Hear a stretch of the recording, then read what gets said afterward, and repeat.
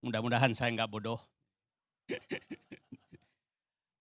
Saya ini birokrat, jadi saya agak sedih kalau semua program tuh didekati dengan politis. Karena itu akan merugikan bangsa ke depan. Maksudnya tuh karya seorang politisi yang bagus ya nggak apa-apa diteruskan. Jangan karena perbedaan politik tahu-tahu dirubah lagi. Itu saya birokrat 30 tahun, saya sedih kalau kalau ada program bagus atau kan lawan politik maka hentikan program. Itu yang saya berharap tidak terjadi. Sebenarnya laporan langsung presiden ini terjadi pada saat Pak Sudarmono jadi Wapres 1988. Jadi bukan baru. Itu saat itu baru kali itu pertama kali Presiden Republik Indonesia memberikan tugas khusus kepada Wapres yang namanya pengawasan. Sebelumnya nggak ada. Maka dibentuklah kotak pos 5.000.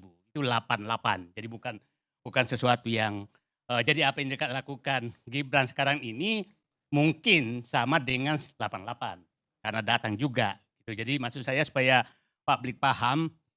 Nah, kalau ada yang berpendapat bahwa ini gimmick, itu normal saja. Ada yang berpendapat bahwa ini akan bagus, normal saja bagi saya. Jadi nggak usah juga membodoh-bodohin orang, Bu. Apalagi anak muda gitu loh, kasihan. Mohon maaf Pak, Ya, Bapak juga di setiap tempat, Bapak juga kadang-kadang juga bicara orang bodoh. bukan. Saya nggak Teman pernah Bapak membodoh orang. apalagi yang namanya Rocky Gerung itu sudah dungu, Loh, tolol, bangsat, tapi goblok, sebut- itu semua Bapak omongin, mereka omongin. Kan itu teman Bapak juga. Ya teman saya, jangan saya dong. Iya sama Ya, aja. apa hubungannya? Kalau saya bilang tadi, Anak Anda muda bodoh-bodohin, ya ampun. Lu nggak ada. Pingin nangis saya tadi melihat. kalau Bapak mau nangis silahkan nangis. Apa Bukan. urusannya Bapak Kan mau belum nangis? tentu ibu lebih pintar dari dia. Nangis nangis Oke. saja Bapak. Udah, saya lanjut Kalau ya. mau Ayo, nangis, cukup, nggak ada cukup. masalah. Saya lanjut. Kita jangan bertengkar. Ya. Iya, Berde- tapi nggak boleh juga Saya cuma Bapak bilang berdebat. seperti itu. Bukan, makanya saya Ya bilang itu hak saya. mudah-mudahan saya nggak bodoh. Gitu ya. Iya, Oke, ya mudah-mudahan Saya Bapak lanjut. nggak bodoh. saya lanjut ya. Saya menyatakan problem kita sekarang memang saya tidak menyalahkan kalau ada pejabat melakukan gimmick. Tapi saya juga menyatakan jangan sampai gimmick semua. Kan begini, kondisi masyarakat kita memang kelihatannya lebih menghargai gimmick daripada prestasi. Kondisi masyarakat kita. Ya, saya ingin katakan, IQ-nya masyarakat Indonesia itu di atas simpanse sedikit. 78, nomor 130 dari 126 dari 191. Ya, jadi maksud saya, bukan. Maksud saya kita dengarkan dulu Bu ya, supaya kita pahami kondisi masyarakat kita sehingga yang laku sekarang bukan ILC. Karena ini tempat berpikir. Karena butuh otak 120-an menangkap ILC. Nah, 78 itu sama dengan tim-tim terendah di ASEAN. Kita harus sadari itu yang pertama. Yang kedua, masyarakat kita ini sebenarnya mentalnya mental penunggu bansos. Yang dihitung tuh kapan bansos datang gitu loh. Nah, yang ketiga, Bang Garni, itu penunggu amplop. Kapan pilkada, kapan Bu Irma turun kampanye lagi, kita akui lah. Ya, nah maksud saya ini kita harus koreksi semua. Yang keempat, pencari pinjol. Yang kelima, pencari judi online. Nah, yang keenam itu adalah penikmat TikTok. Kalau ILC yang lebih dari 2 menit, mana mau nonton? TikTok yang dilihat yang gak pakai otak ini. Nah, yang keenam, penikmat Instagram. Ya, itu yang masyarakat kita sekarang. Nah, keempat itu adalah penikmat belanja online walaupun nggak punya uang. Ya, yang ke-9 itu anti diskusi solusi. Ini yang paling bahaya.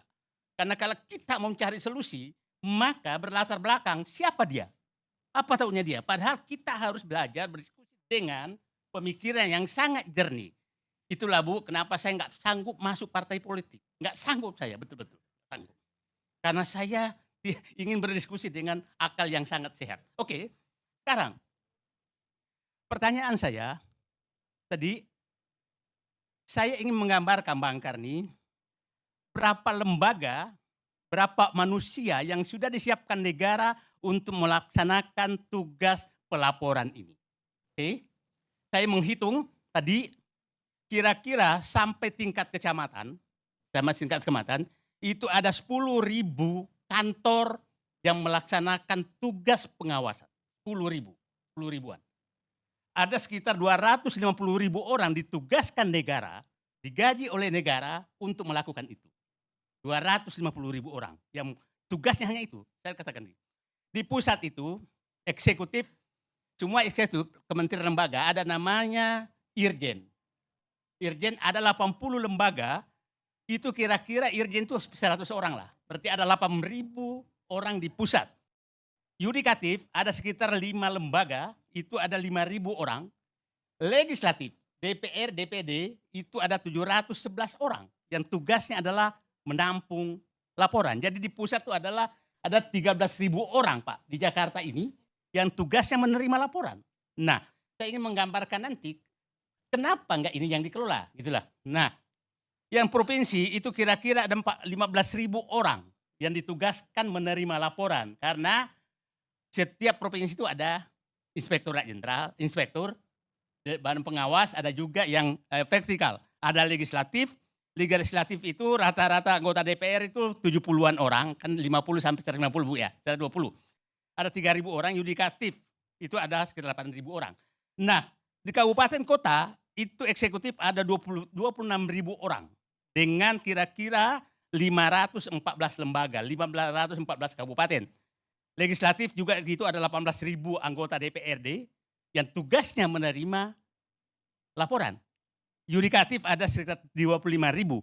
Jadi di Polsek itu kecamatan itu ada 7.288 kecamatan. Kantor Polsek itu berhak menerima laporan. Jadi saya katakan ini lembaganya sudah disiapkan oleh negara. Ada sekitar 10.000 kantor pelaporan, belum masuk LSM apa segala. Kalau masuk itu lebih. Nah, ada sekitar 250.000 orang yang ditugaskan untuk itu. Maksud saya begini. Saya sangat bermimpi bahwa tidak kembali seperti 988.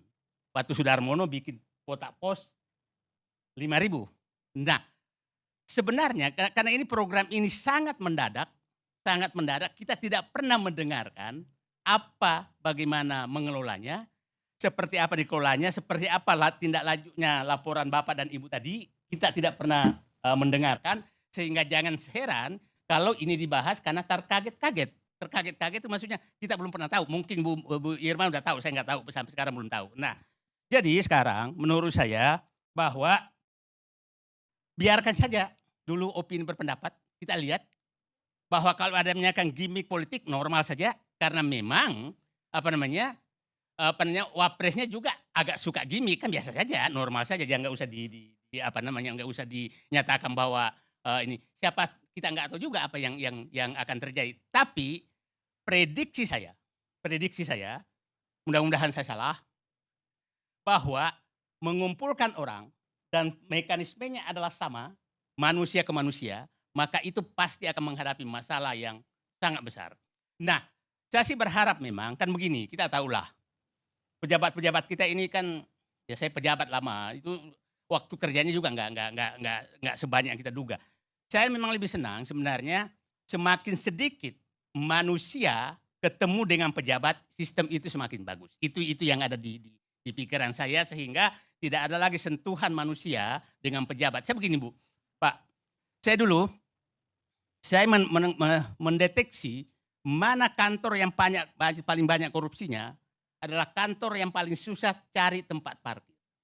Itu indikasi yang saya gunakan. Karena kantor dulu yang paling banyak itu yang saya lihat. Kalau ada kantor tempat parkirnya susah nyari dan luas, berarti banyak sentuhan manusia di sana.